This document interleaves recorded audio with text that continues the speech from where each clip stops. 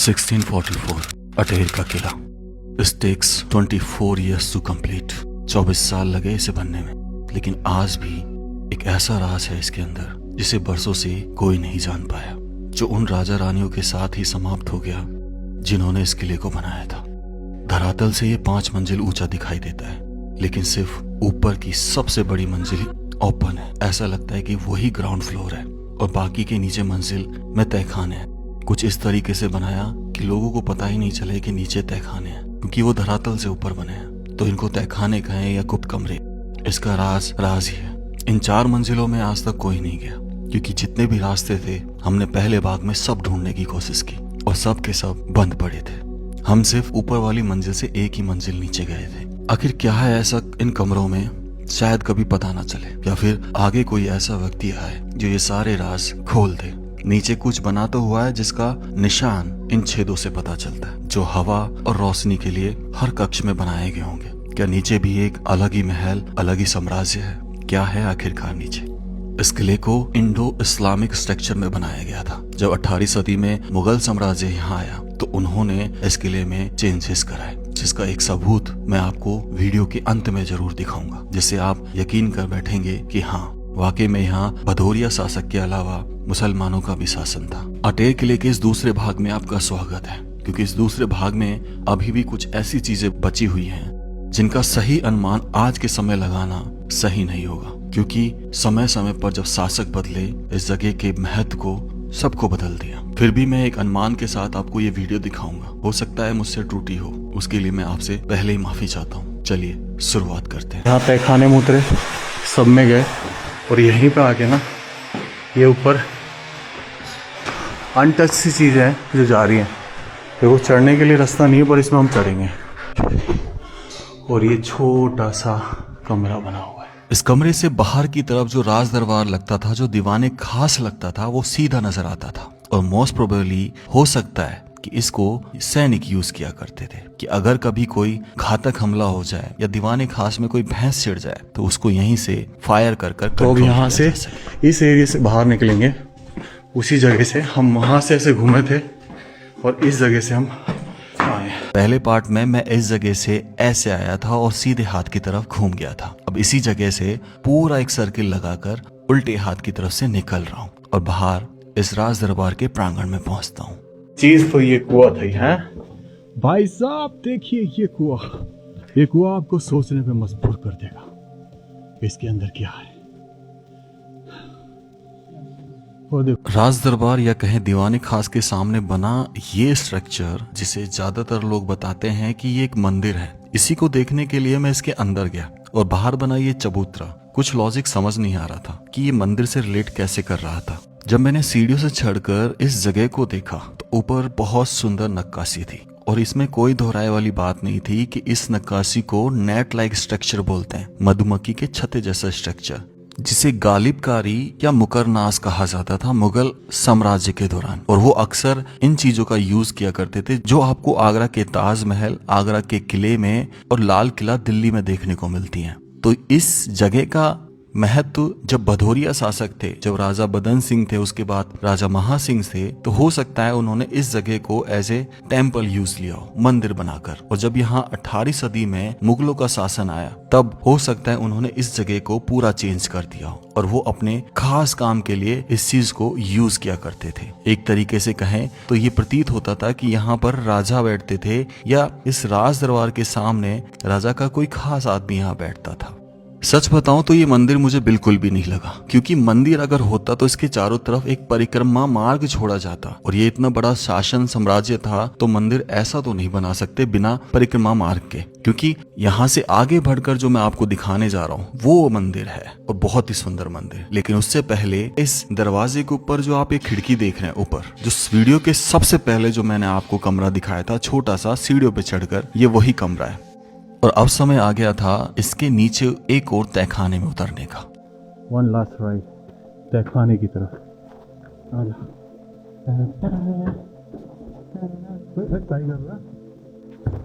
वो अभी क्या कब्र से भी छाते हैं। जब हम उतरे तो हमने देखा कि बहुत सारे पत्थरों को जमाया गया है और उन पत्थरों के नीचे हमने देखा कि एक प्लास्टर किया हुआ है। ऐसा प्रतीत हो रहा था कि यहाँ से जैसे नीचे की तरफ सीढ़ियां जा रही थी और उन सीढ़ियों को इन पत्थरों से ढक दिया गया है और बंद कर दिया गया है, यही प्रतीत हो रहा था। बाकी इस जगह का इस्तेमाल ऋतु के हिसाब से गर्मियों में ज्यादा किया जाता होगा क्योंकि ये उस समय ठंडे रहते थे तहखाने। तो मतलब या तो इसके नीचे सीढ़ियाँ जा रही हैं, और सही कह रहा था वो बंद कर दी ना, तो ये एरिया है वो बंद करने वाला, क्योंकि नीचे यार इतना उठा हुआ बना पड़ा है तो कुछ तो होगा। चलो कोई नहीं, यही एरिया बंद किया है खास से। चल भाई, हमने वो पूरा एरिया राजा का महल, ये पूरे इसके अंदर जो महल था, ये वास्तव में जितना हम गए कोशिश करी जितना जाने की, और फिर ये स्ट्रक्चर, वो रंग, वो राजा जी का राजतिलक का स्थान, वो कुआं, ये चौकर, ये यहाँ पे प्रजा बैठती होगी। अब चलो एक बार इसमें और देख जाता हूँ। इस तहखाने से निकलकर हम इसी के बगल वाली स्ट्रक्चर में पहुंचे, जहां हमें पहली बार ऐसा स्ट्रक्चर देखने को मिला जीवन में, जो बहुत सुंदर था, जिसके दोनों तरफ सीढ़ियां बनी हुई थी और पीछे की तरफ देखेंगे तो एक परिक्रमा मार्ग भी छोड़ा हुआ था। इस पर मैं पीछे से आया था, ये देखो वो वीडियो। देख अब पीछे ही राजा साहब जैसे इसमें से निकलते होंगे ना, और यहाँ से जाके ऐसे धड़ाम बैठ गए राजा साहब। हाँ भाई, नहीं राजा साहब की छतरी नहीं, राजा साहब के तो बगल में है, ये तो उनके कुछ मंत्रीगण की रही होगी। चल पल्ली साइड चल। जब मैं पहले पार्ट की वीडियो बना रहा था तो मैं इधर आया था, तब मुझे महसूस नहीं हुआ कि ये एक मंदिर है। वही डिज़ाइन जो राजा जी के उसमें था। और यहाँ से अगर देखेंगे आप तो ये नीचे कुछ कक्ष था, हम यहाँ पीछे से आके बैठे थे, और ये इधर से कनेक्टिविटी दे रखी है इसकी। यहाँ से ये नीचे हम तहखाने में गए और ये पीछे की तरफ से रास्ता आ रहा। तो वही मैं देख रहा हूँ कि ये एरिया इतना विचित्र कैसे है। और इस मंदिर के बगल में जो ये कमरा छोड़ा गया था, इसमें उस समय मंदिर का सामान रखा जाता होगा, पूजा पाठ का। बड़ी लकड़ी है, 2 हिस्सों में लगा रखी है। ये मतलब एक बीम जो होती है ना, वो होनी चाहिए थी, लेकिन लकड़ी की बीम है यहाँ पर, और पूरे इसको संभाले हुए है। ये मंदिर यहीं खत्म नहीं होता है। जब हम थोड़ा सा आगे निकले इसी के साइड बाय साइड, तो एक कमरा मिला जहाँ पे बीच में कुछ सीढ़ियाँ चढ़कर एक चबूतरे पर खत्म हो रही थी। ये भी एक मंदिर था, शायद अलग अलग भगवान के ये मंदिर रहे थे। और ये सब रानी के महल से अटैच थे, रानी के महल के जस्ट बगल में। तो इनमें कोई दोहराए वाली बात नहीं है कि जब रानी यहाँ रहती थी, उनके पास ही इन मंदिरों का निर्माण अंदाजा किया नहीं गया। लगा सकते कि उस समय कौन सी मूर्ति रही होगी। और ये रानी का ये महल बताया जाता है इतिहास में। कमाल है यार, ये देखो। और ये जो सांचे दिख रहे हैं आपको, छोटे छोटे छोटे छोटे छोटे, इन सब में भित्ति चित्र रहे होंगे उस समय। और कहा जाता है कि जब दिया जलता था तो सारे भित्ति चित्र जगमगा उठते थे। इस रानी के महल को जब मैंने अंदर से देखा तो वो जो कला थी, जो भित्ति चित्र जहाँ बनाए गए थे, जो उस समय का कलर था, जो सब्जियों और फूलों को सुखाकर बनाया जाता था, वो सब गायब था। क्योंकि 342 साल का जो समय बीत चुका था, उसमें तो ये महल बच गया, यही बहुत बड़ी बात है। वरना 100 साल में आज के घर तो बिल्कुल ऐसे हो जाते हैं जैसे कभी वहाँ कुछ था ही नहीं। अंदर छोटे छोटे जो गलियारे छोड़े गए थे, वो इस महल की रानियों के लिए थे। और इसी जगह से आप उस बिहड़ को भी देख सकते थे बाहर के। दूर से अगर कोई युद्ध करने के लिए आ रहा है तो भी आप देख सकते थे। और बारिश के समय पर यहाँ बहुत ही मनोरम नजारा हो जाता है। खो चुका अपनी। वो देख यहाँ से भी छोटा सा बना हुआ है, पीछे का हिस्सा देखने के लिए। दिखा लाइट से जरूर दिखेगा। कभी यहीं कहीं से चंबल नदी दिखाई देती थी, लेकिन आज समय के अभाव में उसने अपना रास्ता चेंज कर लिया है और वो काफी दूरी पर यहाँ से बहती है। इसी महल के इस खिड़की से बाहर का हिस्सा दिखाई देता, दूसरा सैनिक बुर्ज दिखाई देता है, जिससे साफ पता चल रहा था कि ये महल कितना नीचे और कितनी गहराई तक बना हुआ है। लेकिन अब वहां पहुंच पाना नामुमकिन सा है, क्योंकि जो रास्ते थे वो बिल्कुल बंद कर दिए गए। इसी रानी महल के ऊपर जाने का समय आ गया, जहाँ पर वो शाही छतरी बताती थी कि ये रानी का महल है या राजा का, क्योंकि उनके डिजाइन जो होते थे वो इस तरीके से बनाए जाते थे कि आप आइडेंटिफाई कर सके दूर से कि ये रनवास है, यानी रानी का महल। और हम रानी की सारी छतरी की तरफ बढ़ रहे हैं। यहाँ ओके हाँ, ये वो रानी की सारी छतरी है जैसे वो राजा से आती है। ओह, क्या बात है यार, इसमें कुछ लिखा हुआ है, श्री गणेशाय नमः। देख नहीं यार, ये ना देख मरम्मत कार्य किया गया है ना, तो इन्होंने ही लगाया ये, है ना।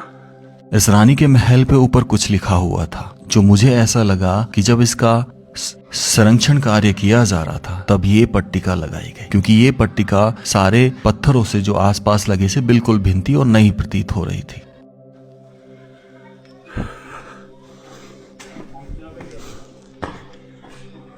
ओके भाई वाह, क्या बात है, कमाल है। ये शाही छतरी भाई,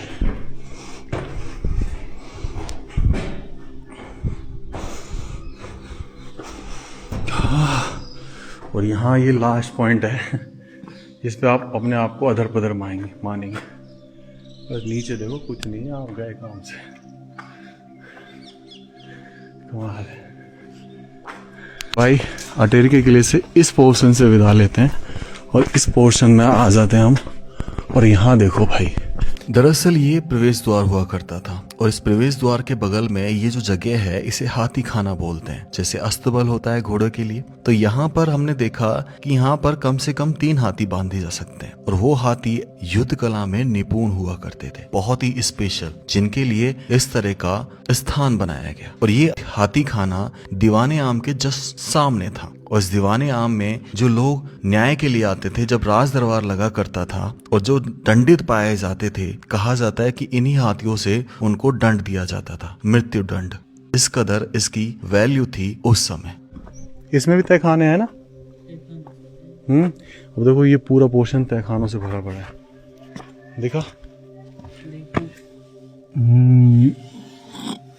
अरे नीचे तो बहुत अरे ये तो बहुत गहरा है दिनेश, ज्यादा गहरा ना है तो नहीं। पर इसका रास्ता कहाँ से होगा, ये रहा ना, देखिए उतर रही, बंद कर दी कैसे तो ना बेटा, जा रही जाके। अरे ये तो टूटी पड़ी है। कप अच्छा मिल के गई थी आपसे, गले मिले या नहीं मिले? मैं सारा पसर जाऊं है तहखानो। अरे अपन छोड़ भाई, हिस्सा के नीचे तो ना घड़ा जब हम नीचे घूम, है ना भाई, इस एरिया में हम हुआ है। हाँ यहीं से तो चढ़े थे अपन। चलो तो दोस्तों, ये पूरा मंच नजर आता है, ये इसके पीछे पूरा महल, 2 चौक हैं, एक और पीछे 2, और वो थी शिक्षी बुर्ज। कभी ये डकैतों का बसेरा था, यहाँ डकैत लोग रहा करते थे।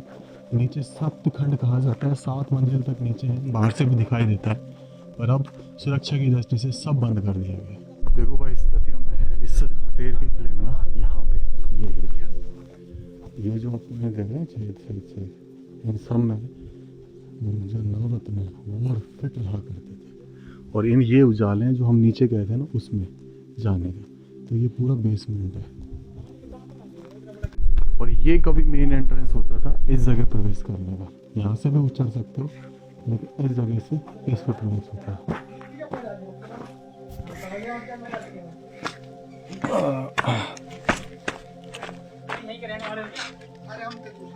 यूपी के हैं ये खंभे देखो भाई, और अब बाप रे, ये कभी खंभे इमारत का हिस्सा थे ये भाई, क्या बात है। ये सारे खंभे, और हम इस हिस्से में घुसे थे नीचे, सब भौचक के रह गए। ये लोग ये कह रहे हैं कि तुम घुस कैसे गए, क्योंकि नीचे तो बहुत खतरा है, पर ऐसा कुछ भी नहीं है यार। ये खूनी दरवाजे के ऊपर इस वक्त ये क्या हो सकता है, जब बीच में गोल गुंबद और चारों तरफ इस तरीके से बनावट। ओके, और ये सप्तखंडा महल, हम बस है ना यहाँ तक गए, इसके नीचे के तहखाने बंद कर दिए भाई, बिल्कुल बंद कर दिए। अब आप भी देखो, देखो यहाँ से उठ रहा है ये 2 3 ये मतलब 4 नहीं, और नीचे ये 3 तले हैं। मतलब बंद क्यों किया, मैं तो ये समझ नहीं आ रहा भाई। जो जिसको डर लगे वो खुद ही नहीं जाएगा। ये सामने से दृश्य इधर चलते हैं देखने के लिए। ओह देख रहा हूँ मैं यहाँ हूँ, तो अब ऊपर चल के देखते हैं इसको थोड़ा सा। आ जाओ।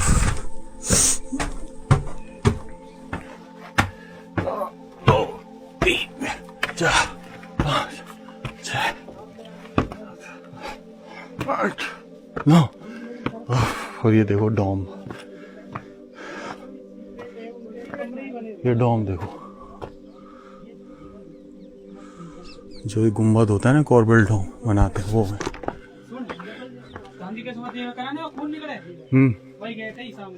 समझ गया मैं। ये पीछे से ओके कहीं देख तू, अब देख। तो देखो ये मुगल इसमें रहा है प्रभाव में, तो उसका सबूत ये छतरी जिसपे यहाँ पे ये अल्लाह लिख रहा है, ये अल्लाह ही होगा मेरे हिसाब से। तो ये मुगल आर्किटेक्चर के प्रभाव में रहा है, और शायद ये पोर्शन जब मुगल शासन आया हो तब। और यहीं से वहाँ देखेंगे आप ये, तो ये चूना पीसने का एक स्ट्रक्चर है, बीच में पार्ट लगते थे और कभी कभी इनसे आटा भी पीसा जाता था। तो ये एक स्ट्रक्चर होता था जिसके चारों तरफ बैल घुमा करते थे। तो इस वीडियो को मैं यहीं एंड करता हूँ। राम राम से सभी को। खम्बा गणिसा राजस्थान, मेरा देश मेरा भारत। दोस्तों देखो, आपको एक चीज़ दिखाता हूँ, गुप्त चीज़।